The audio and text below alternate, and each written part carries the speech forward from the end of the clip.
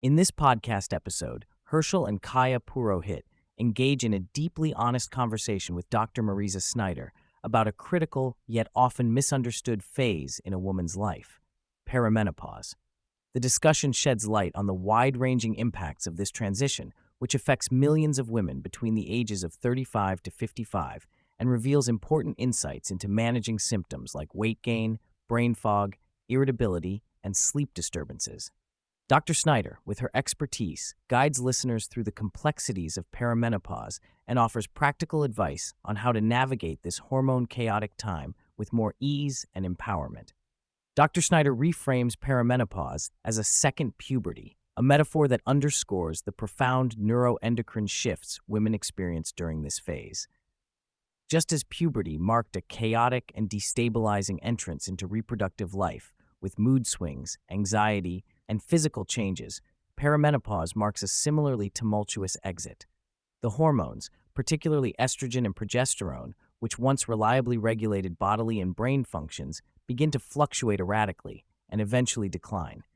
This transition is not a swift shift, but a drawn-out continuum that can span years, often leaving women feeling unmoored and confused about their symptoms. Hershel and Kaya both share their personal experiences living through this stage, highlighting how symptoms like insomnia, irritability, brain fog, and unexplained weight gain became a daily battle.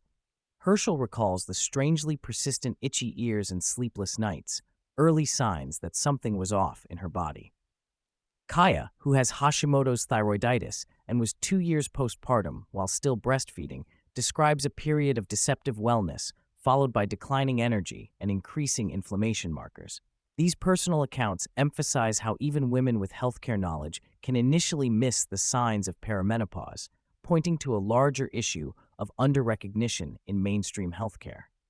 One of the most distressing aspects of perimenopause, Dr. Snyder explains, is the impact on the brain caused by hormone chaos.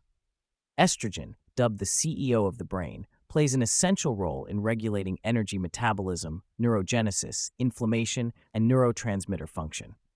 When estrogen's presence becomes erratic, arriving late, leaving early, or dropping unexpectedly, the brain struggles to maintain equilibrium.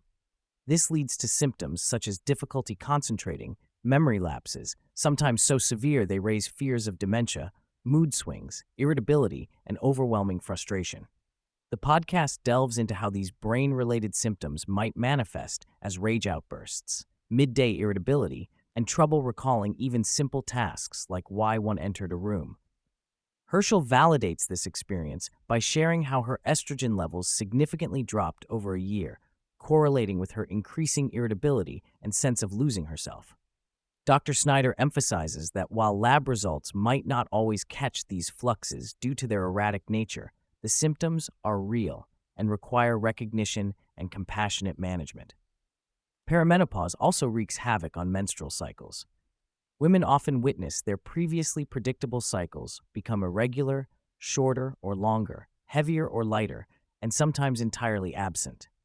Dr. Snyder offers a vivid analogy of garbled communication between the brain and the ovaries, likening it to a chaotic game of telephone, resulting in misaligned hormone messaging. A key mechanism is the early decline in progesterone production due to skipped ovulation, leaving estrogen unopposed. This estrogen dominance can cause symptoms like heavy or fibrocystic breasts, increased PMS, water retention, migraines, and mood disturbances. Tracking menstrual cycles becomes a vital self-awareness tool, signaling shifts and helping women anticipate fluctuating symptoms such as mood deregulation during the late luteal phase.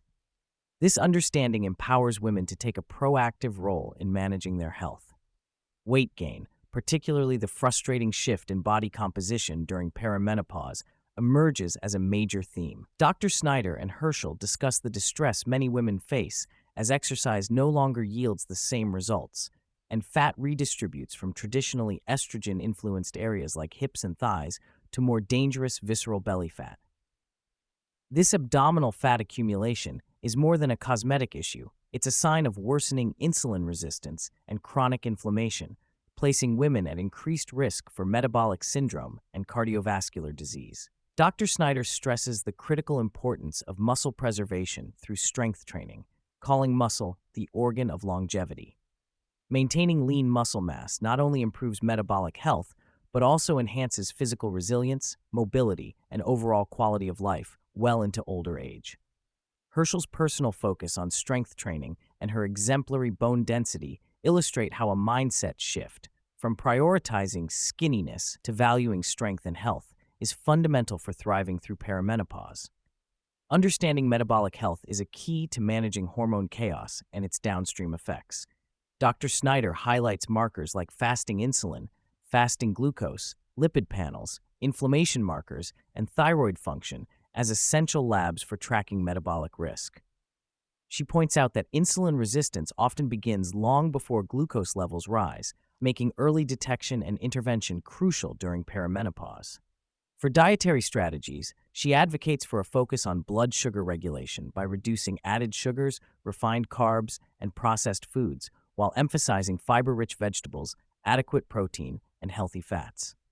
Alcohol consumption, particularly at night, is flagged for its disruptive impact on inflammation, blood sugar, and sleep quality. Movement is portrayed not just as formal exercise, but as consistent, daily physical activity. Dr. Snyder champions NEAT, non-exercise activity thermogenesis, and exercise snacks, short bursts of movement such as quick squats or walking breaks throughout the day, as effective ways to stabilize blood sugar, boost metabolism, and improve sleep. Sleep disturbances, affecting about 2/3 of women in perimenopause, are explored as another facet of hormone-driven chaos. Declining progesterone and melatonin, combined with lifestyle stressors and poor circadian rhythms, cause fragmented and poor sleep.